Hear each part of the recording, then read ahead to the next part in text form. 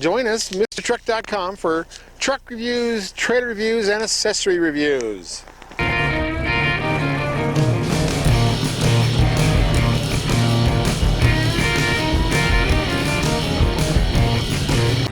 If you have a short bed truck, you know it's not easy to hook up to a gooseneck.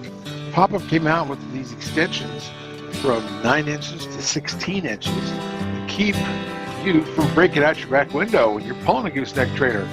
And everybody uses a short bed. That's the most proper truck there is a crew cab short bed. So protect that window. Kent and Kelsey with MrTruck.com with one of these reviews we've been waiting to do a long time. I was supposed to get this truck 2 months ago, and everything kept going wrong, windshields, and waited for it to get fixed. But here we are, we finally got it. And this is the 2021 Ford F150 Limited. It's the hybrid that you heard so much about.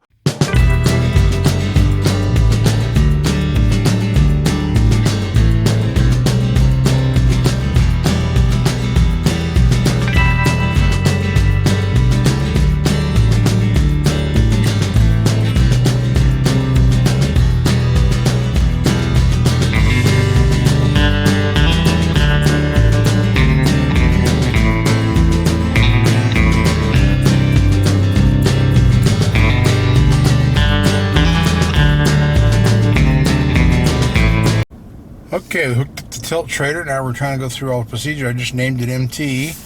Let's see what else it wants me to do. Save. I did his conventional electric brakes. Now I'm saving it. Let's see. Brake effort low, that's fine. Brake effort low, medium, high. I don't need that much brake effort. Continue blind spot information. Certainly. The trailer width less than 9 feet, and this, then yes it is. It's about 22 feet long. The next measurement, 18. Let's go up to. Oh, our circle's so close. Figuring tongue, we might add a few. Come on, there. Let's do that, 24. Enter. Blind spot has been saved. Okay. Now it's active.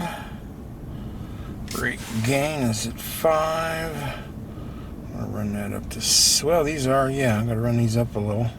Maybe I'll use the brake controller down here, which they moved it. It's wonderful. They moved it. I put the trailer backup knob way up high. It used to be low and you couldn't see the brake controller. Now they've got your modes down below the brake controller, and that's just fantastic. So let me change plus and minus on the brake controller. I was playing with the 4-wheel drive. It's on 5. I'm going to set it up to 6.5. These are new brakes, but I think they're broken now. I've done everything else. I've gone through. It gives you a list of things to do, but it's not like it does it for you. It just tells you, reminds you. I want something to actually let me check my lights. Let's see what this one does. Sure, lights function. Well, they want me to do that. I thought the computer would do that. Oh well. You go through the list. A lot of screens here. Yeah. But they've got this listed in there, so hopefully the truck will remember how long it is and help my blind spots, which is what it's all about. Don't go away, MrTruck.tv. We'll be right back.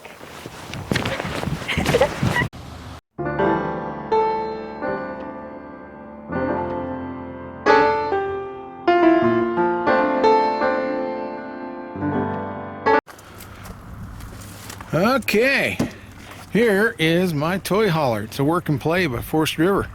26 feet long. We can sleep 6. We can stick a side-by-side and 2 ATVs in there. What we power it with is another Westinghouse generator. And this one, well, we 36 running watts, and it peaks out at 4650.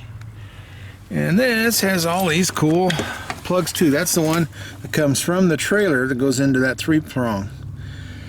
And so I think it's all that goes, yeah, it's 120, 30 amp. It's as big as it goes. These other ones are the smaller ones. The 115. It's got a reset. This thing fires up all the time. That's just another 3-pronger for 120. But when this is running at 3600, even at peak, you can't run the air conditioner and the microwave at the same time. So there's the plug coming out of it that I would plug in there. And then it goes, of course, it's your shore cord. It goes back here and plugs in, and you twist it in. You got a ring that twists it tight so everything's good and tight. Keep that puppy tight. But that's just what I'm saying.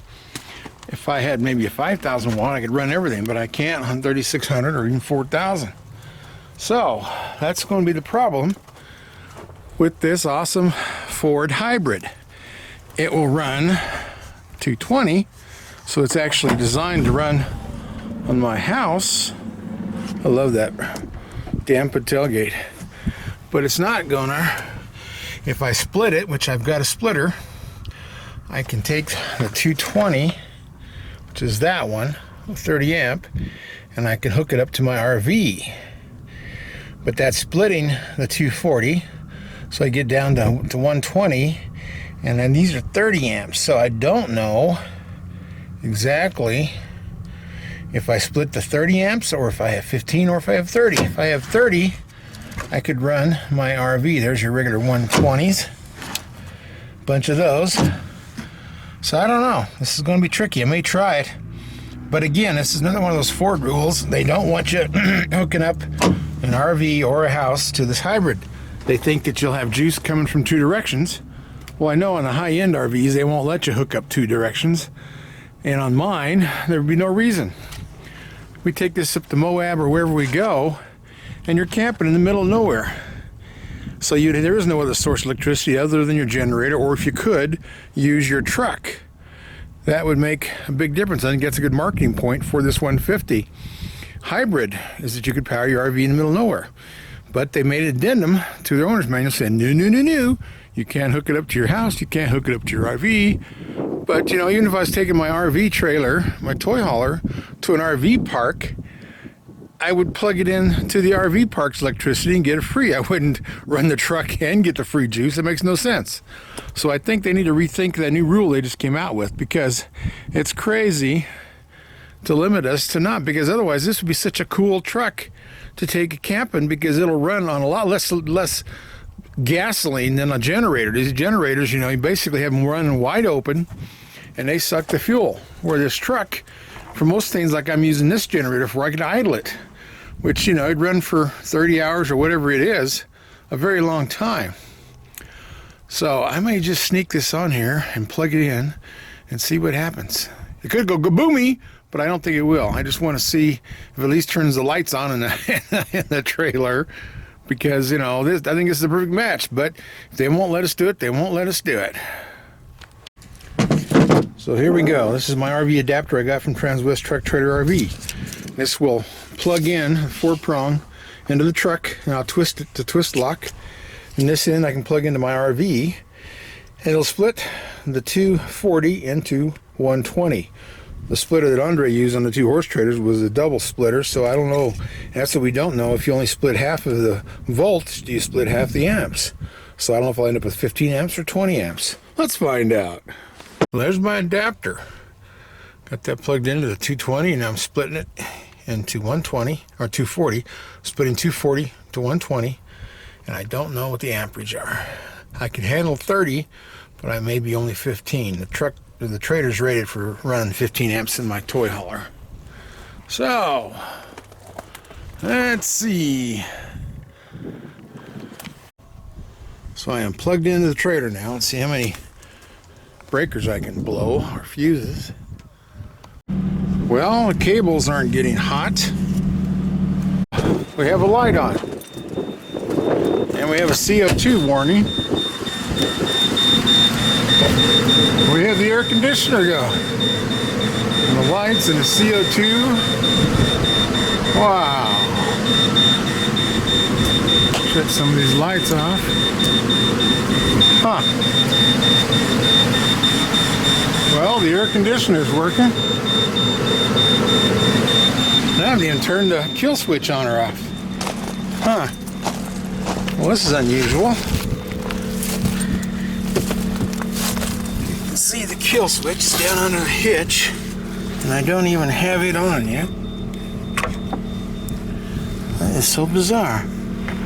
I had the kill switch off.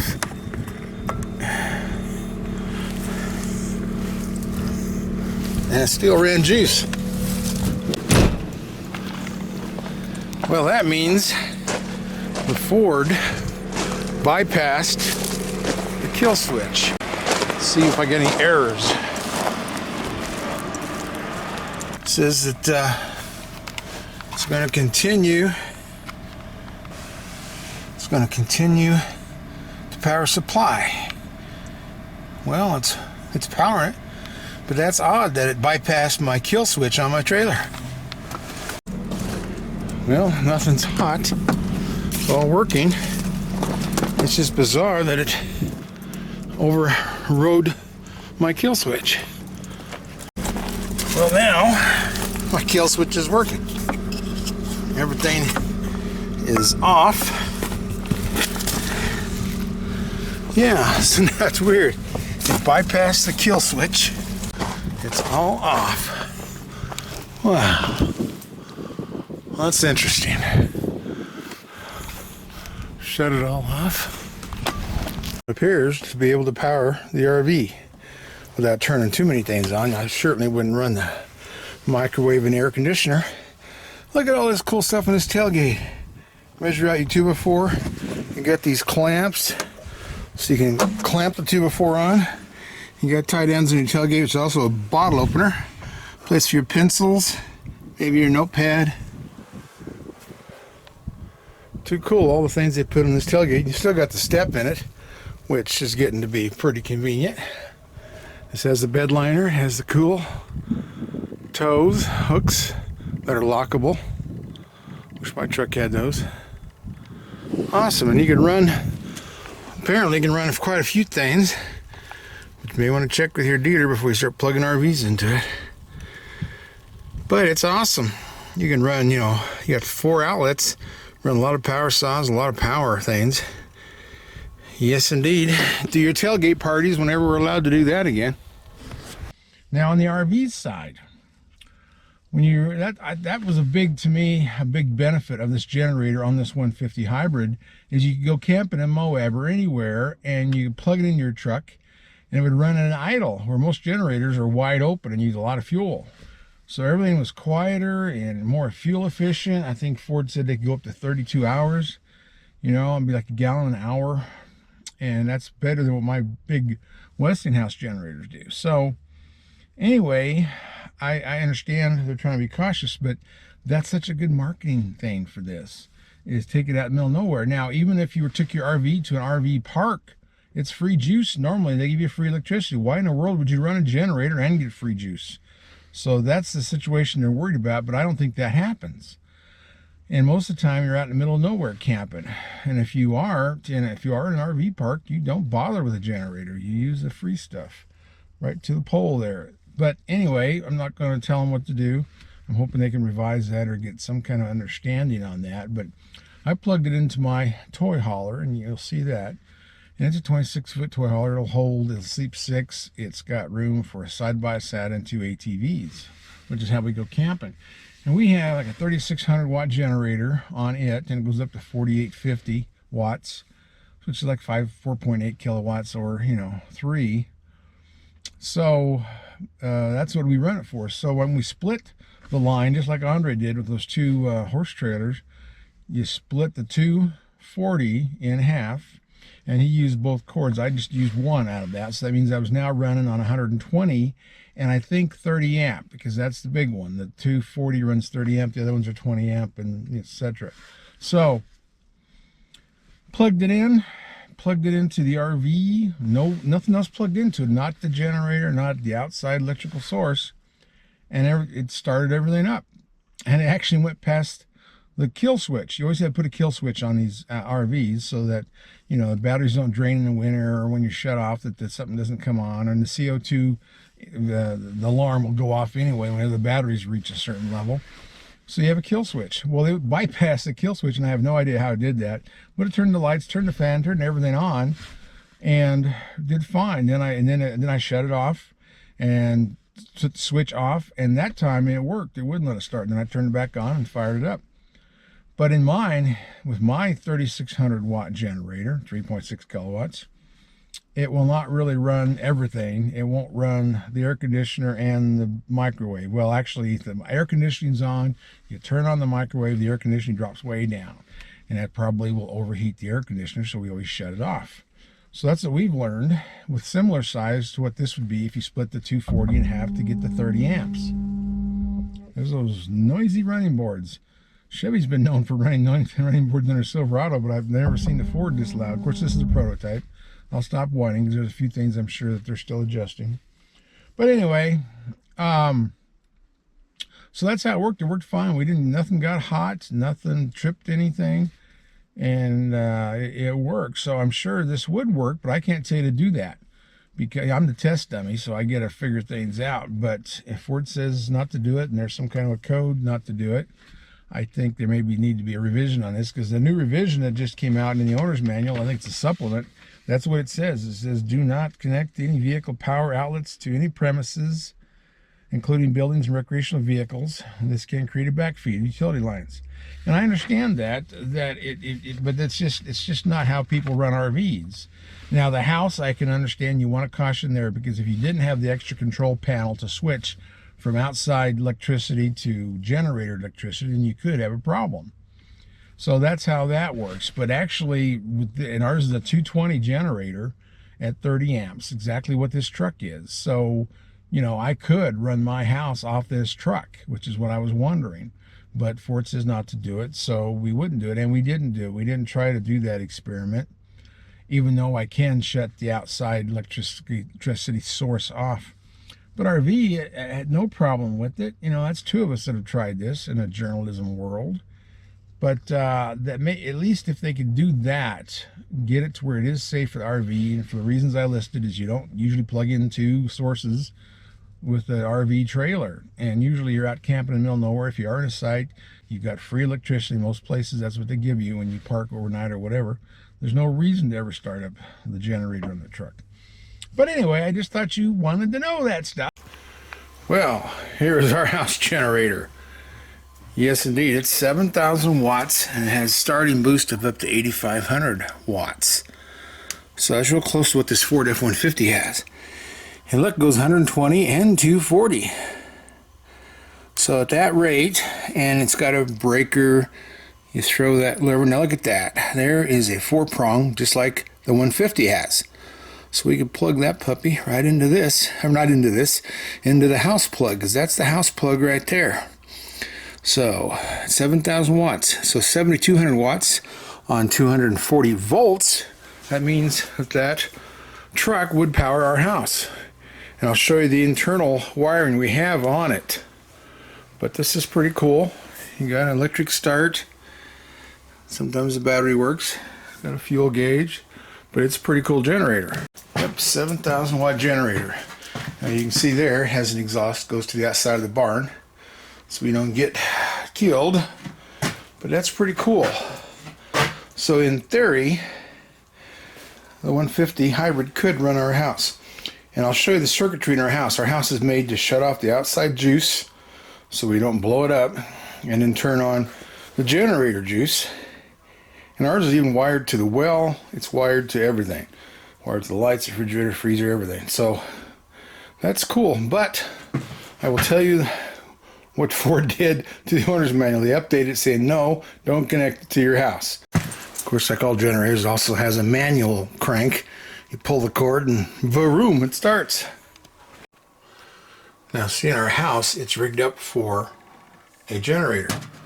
So we go into the main box and we shut all this off. And then we turn all these on. This is a generator box that takes it from the outside electricity to the generator. Well, my last day in the F-150 hybrid. I'm going to miss this beauty. It's got so many toys. Takes a while to learn them all.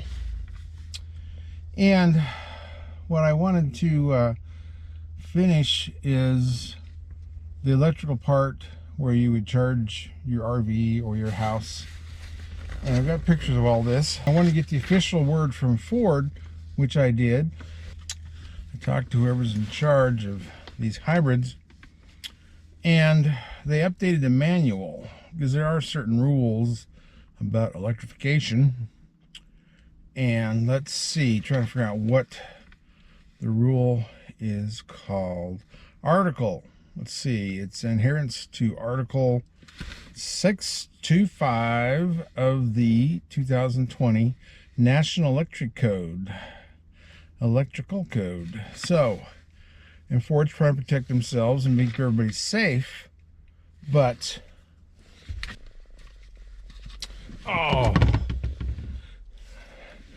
cataract surgery is great, but it has its problems. So, and according to the Article 625, and this is the 2020 National Electrical Code, so it's up to date. It says a lot of things in here: not to start the engine in closed area, not to start it in the garage. The normal things you would do with any generator. And number 1, 2, 3, do not connect any vehicle power outlets to any premises, including buildings or recreational vehicles. This can create a backfeed to utility lines. Failure to do this instruction can result in damage to the vehicle, fire, electrical shock, or death. Now, let's see, the vehicle runs while the generator is switched on.